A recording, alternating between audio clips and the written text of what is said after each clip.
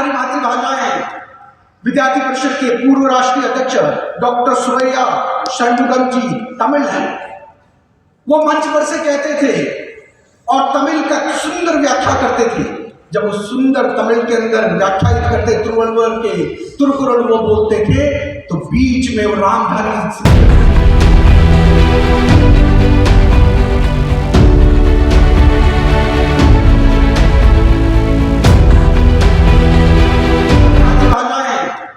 विद्यार्थी परिषद के पूर्व राष्ट्रीय अध्यक्ष डॉक्टर सुरैया षणमुगम जी तमिल हैं। वो मंच पर से कहते थे और तमिल का सुंदर व्याख्या करते थे। जब वो सुंदर तमिल के अंदर व्याख्यायित करते तिरुवल्लुवर के तुरकुरल वो बोलते थे तो बीच में वो रामधारी दिनकर के वो कविताएं कहते थे। लोगों को अचंभा लगता था, ये डॉक्टर है, ये कैसे करके कविताएं गा पा रहा है।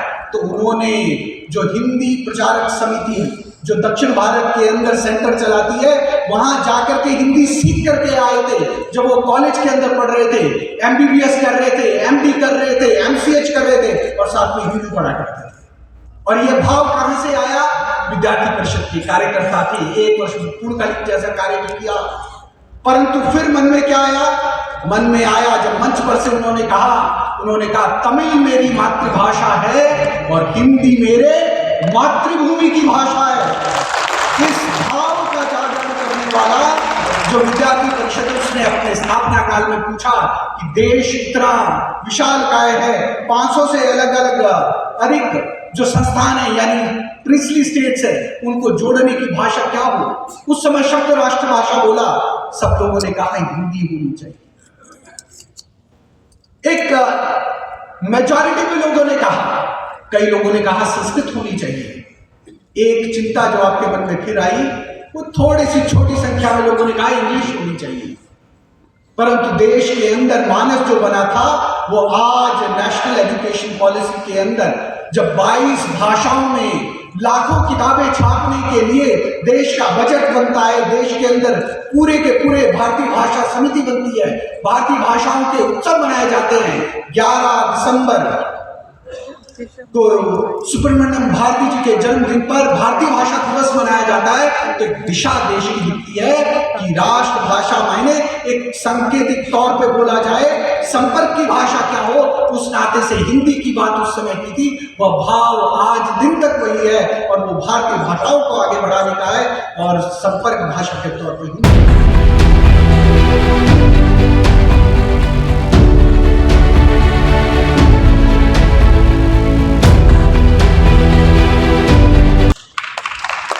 तीसरी मांग थी देश का संविधान हिंदी में होना चाहिए। आपको ज्ञात होगा कि संविधान सभा तो 1945 में बन गई थी और उसके बाद संविधान सभा की जितनी चर्चाएं हुई अंग्रेजी में चल रही थी। परंतु जो 2 प्रतियां मूल प्रतियों के तौर पर सिग्नेचर्ड हैं सभी प्रतिनिधियों के माध्यम से, वो हिंदी और अंग्रेजी दोनों भाषाओं में है। और आप कोई भी प्रति उठा करके उसके आधार पर अपने देश का संविधान का वर्णन कर सकते हैं। या अगर उस समय की चर्चाओं को ले जाने का उठाने का काम किया तो विद्यार्थी परिषद ने। और चौथा प्रश्न था देश का गान क्या हो। तो देश का गान वंदे मातरम हो, यह सब लोगों ने कहा। और हमें मालूम है आज देश के अंदर जनगण मन और वंदे मातरम ये एक समान पेडेस्ट्रियल पर, एक समान मंच पर रखे हुए दोनों गान और गीत है। अवश्य ही हमने रचना थोड़ी अलग की है, परंतु लोगों का भाव उस समय यह था, यानी राष्ट्र एकात्मता से लेकर के राष्ट्र पुनर्निर्माण का लक्ष्य विद्यार्थी परिषद के मन में अपने बिल्कुल शैशव काल में था। ये शैशव काल में रहते हुए हमने अपने विचार के अंदर कहा कि this idea of putting national reconstruction at the foremost place and every place is the highlight of unity. यह हमारी खासियत है, ये हमारा व्यापक चिंतन है कि जब कभी कुछ करेंगे राष्ट्र पुनर्निर्माण की संकल्पना उसमें नहीं होगी। अगर वो राष्ट्र के काम का नहीं होगा, नहीं करेंगे। और फिर हमने कहा शिक्षा क्षेत्र के अंदर काम करते हुए, विद्यार्थियों के बीच में कार्य करते हुए, शिक्षाविद, विद्यार्थी, इन तीनों को साथ में लेते हुए शिक्षा परिवार की संकल्पना के साथ काम करेंगे। ये हमने दूसरा अपना मुद्दा रखा कि हम शैक्षिक परिवार की संकल्पना में विश्वास रखें। तीसरा मुद्दा हमने कहा कि जो कुछ करेंगे वो रचनात्मक होगा, डिस्ट्रक्टिव नहीं होगा, किसी की हानि हो ऐसा काम नहीं करेंगे, जिससे रचनाएं बने, निर्मिति हो, कुछ नया क्रिएट हो, वही काम करेंगे। इसलिए हमारे सारे कार्यक्रम यह समाज के जागरण के लिए हो, समाज की बेहतरी के लिए हो, इसलिए रचनात्मक दृष्टिकोण हमने अपना रखा। यह हमारा तीसरी मूलभूत अवधारणा थी। और चौथी मूलभूत अवधारणा जो हमने रखी, लोगों को कई बार शक होता है उस कारण से, लोग बोलते हैं कि अरे आशीष जी क्या बात करते हो, कौन मानेगा आपकी बात कि विद्यार्थी परिषद दलगत राजनीति से ऊपर उठ करके काम करती है। वो बोलते हैं देखिए दिल्ली में कितने लोग हैं जिनको ट्रेन करने का काम एबीवीपी ने किया। मैं उनको कहता हूं और मुझसे पूर्व के कितने ही सैकड़ों कार्यकर्ताओं ने कहा है, अवश्य ही वो कार्यकर्ता परिषद के अलग अलग इकाई जिले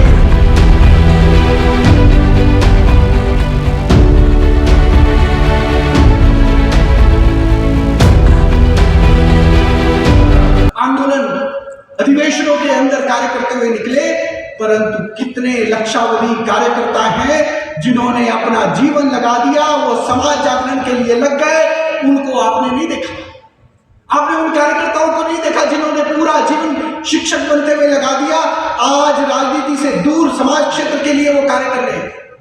आपने वो कार्यकर्ता नहीं देखे जिन्होंने अपना जीवन लगा दिया, आज पूर्वोत्तर के अंदर पूर्णकालिक कार्यकर्ता के तौर पर काम कर रहे हैं।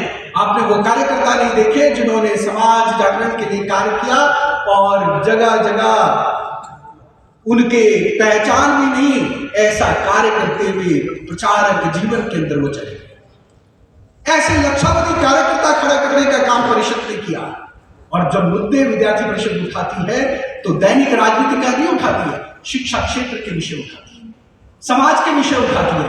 माननीय प्रधानमंत्री जी से जब विद्यार्थी परिषद के संदर्भ में एक छोटा कार्यक्रम के लिए उनका कमेंट किया तो उन्होंने मंच पर से अपने कहा कि विद्यार्थी परिषद के सामने जब कभी भी द्वंद्व आएगा कि एक विद्यार्थी हित का मुद्दा है और एक राष्ट्र हित का मुद्दा है, तो यह पक्का कहा जा सकता है कि विद्यार्थी परिषद ये राष्ट्र हित के मुद्दे को पहले उठाएगी, विद्यार्थी हित के मुद्दे को बाद में उठाएगी। ये जो विद्यार्थी परिषद की मूल अवधारणा है, इसके आधार पर ही पिछले 7.5 दशकों में विद्यार्थी परिषद कार्य करते हुए आगे बढ़ी है। और इस यात्रा के अंदर विद्यार्थी परिषद का विस्तार, जहां हम 1,29,000 हरियाणा के अंदर हैं, आप सभी को हर्ष होगा। आपके मन में विद्यार्थी परिषद के लिए जो आशीर्भाव आपके हृदय में आ रहा है, वो उसको मैं सम्मान करते हुए बताना चाहता हूं कि आज विद्यार्थी परिषद पूरे देश में 58 लाख से अधिक सदस्यता विद्यार्थी परिषद के पूर्णकालिक कार्यकर्ता, जिनको हम अपने घरों में कई बार हमारे माता पिता पूर्णकालिक कार्यकर्ता के लिए भोजन बनाते हैं। यहाँ पर कई विद्यार्थी परिषद के स्थायी कार्यकर्ता हैं जिन्होंने पूर्णकालिक कार्यकर्ता को काम करते हुए देखा है। आज 900 से अधिक पूर्णकालिक कार्यकर्ता विद्यार्थी परिषद के देश भर में हैं और उसमें आपको हर्ष होगा कि पूर्वोत्तर के अंदर लगभग 80 पूर्णकालिक कार्यकर्ता हैं और उसमें से अब अधिकतम पूर्वोत्तर के स्थानीय कार्यकर्ता वहां पूर्णकालिक निकलने लगे हैं। और कभी हमारे एक प्रदेश से पूर्णकालिक हम पूर्वोत्तर भेजा करते, जम्मू कश्मीर भेजा करते, हम सुदूर क्षेत्रों में भेजा करते, आज उन क्षेत्रों के अंदर पूर्णकालिक निकलने का कार्य प्रारंभ हुआ है। आज विद्यार्थी परिषद 4 तरह की गतिविधियां, कला, खेल, पर्यावरण सेवा यानी स्टूडेंट फॉर सेवा, पर्यावरण के लिए स्टूडेंट फॉर डेवलपमेंट, खेल के लिए खेलो भारत, कला के लिए राष्ट्रीय कला मंच, और आयाम की दृष्टि से देखा जाए तो जितने सब्जेक्ट्स हैं, मेडिकल के लिए मेडिविजन, एग्रीकल्चर के लिए एग्रीविजन, फार्मेसी के लिए फार्माविजन,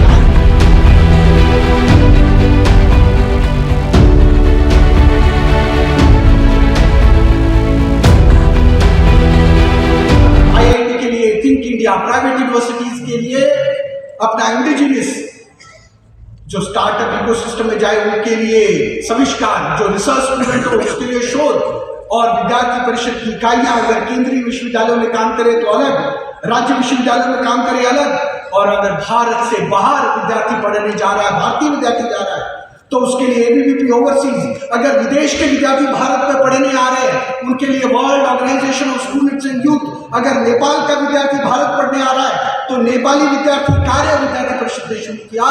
ऐसे विविधांगी प्रयोग कार्यक्रम ये विद्यार्थी परिषद ने शुरू किए, क्योंकि जहां जहां विद्यार्थी है वहां वहां परिषद पहुंचनी है, जहां जहां पर विद्यार्थी होगा वहां वहां उसको राष्ट्रीय नेतृत्व देना है। और जैसा यशवंतराव जी ने अपने 60 वर्ष की आयु में उनके सम्मान में हुए षष्ठी पूर्ति कार्यक्रम में उन्होंने मंच पर से कहा, उन्होंने पूरे समाज को एक लक्ष्य दिया, उन्होंने बताया, कमिटमेंट की विद्यार्थी परिषद की ओर से कि जिस जिस क्षेत्र के अंदर समाज को नेतृत्व की आवश्यकता होगी उस क्षेत्र में नेतृत्व देने का काम विद्यार्थी परिषद करेगी। उन्होंने दूसरा बहुत महत्वपूर्ण वाक्य रखा, कथनी और करनी में समाज क्षेत्र में बहुत अंतर होता है, बोलते कुछ है करते कुछ और हैं। ये विद्यार्थी परिषद का कार्यकर्ता है, वो कमिटमेंट देता है कि उसकी कथनी और करनी में सबसे कम अंतर होगा, वो प्रयास करेगा कि वो अंतर ना रहे, दिखे नहीं, रहे ही नहीं, इसका प्रयासरत रहेगा। ये कमिटमेंट करने का काम ये विद्यार्थी परिषद की कार्यकर्ता करते हैं। आज जब मैं इस अधिवेशन के उद्घाटन कार्यक्रम में आप सभी के समक्ष हूं, हम जगदीश चंद्र बसु प्रौद्योगिकी विज्ञान एवं प्रौद्योगिकी विश्वविद्यालय परिसर में है। मुझे उस देश के उस वैज्ञानिक पुत्र का उल्लेख करना आपके सबके समक्ष मन हो रहा है कि आप सोचिए वो कैसे डॉक्टर जगदीश चंद्र बसु थे, जेसी बोस आप उनको कह सकते हैं। वो जगदीश चंद्र बसु रॉयल सोसाइटी के अंदर प्रेजेंटेशन देते हैं वायरलेस कम्युनिकेशन का। हाँ जी। साथ में वो वनस्पति के अंदर तरंगे होती है, उनके इमोशंस होते हैं, उसके लिए भी शोध करते हैं, सारा रिसर्च करते हैं और मन के अंदर ठानते हैं कि इसको पेटेंट नहीं करना, इसको रजिस्टर नहीं करना है, ये तो समाज का ज्ञान है, विश्व का ज्ञान है, विश्व के लिए है।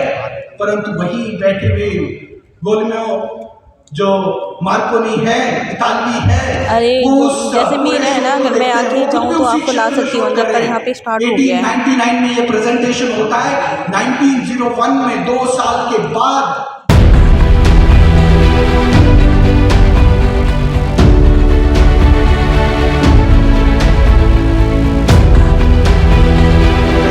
सोसाइटी और इंग्लैंड के अंदर मैं तो फिलहाल लाइव चला रही हूँ और वायरलेस कम्युनिकेशन के तथाकथित पिता बनाए जाते हैं। 100 साल 125 साल तक पूरी दुनिया में मार्कोनी को ही वायरलेस कम्युनिकेशन का प्रणेता बोलती है। अब पूरे विश्व में जितनी रिसर्च हो रही है, एकेडमिया है और IEEE सोसाइटी जो इलेक्ट्रॉनिक्स कम्युनिकेशन की सोसाइटी है, उसने पिछले अपने अंक के अंदर ये घोषित किया है कि मार्कोनी ये वायरलेस कम्युनिकेशन के पिता नहीं है, जेसी बोस वायरलेस कम्युनिकेशन के पिता है। मेरी अपील है कि वो IEEE सोसाइटी के उस डिक्लेरेशन को हमारे विद्यार्थियों के सामने लाए और यह जानकारी के साथ हम सबके सामने उद्घोष करें कि अब तक भारत के साथ छलावा होता रहा है, छलावा किया जाता रहा है वेस्ट के द्वारा, ये यूरोसेंट्रिक अप्रोच उसको बताती रही है। अब यह देश खड़ा हुआ है, आगे बढ़ रहा है, अब ये पीछे नहीं हटने वाला है और देश विकसित भारत के स्वप्न को लेकर के दौड़ पड़ा है और साथ अपना हरियाणा दौड़ रहा है। हरियाणा का नेतृत्व हमारे बीच में है और हरियाणा के कार्यकर्ता हमारे बीच में है। हृदय से आप सभी कार्यकर्ताओं को अभिनंदन और हरियाणा की विद्यार्थी परिषद दौड़ते हुए भारत माँ की सेवा के रथ हम सभी लगे हैं। ऐसे शब्दों से आप सभी को पुनः इस अधिवेशन की शुभकामनाएं। भारत माता की जय।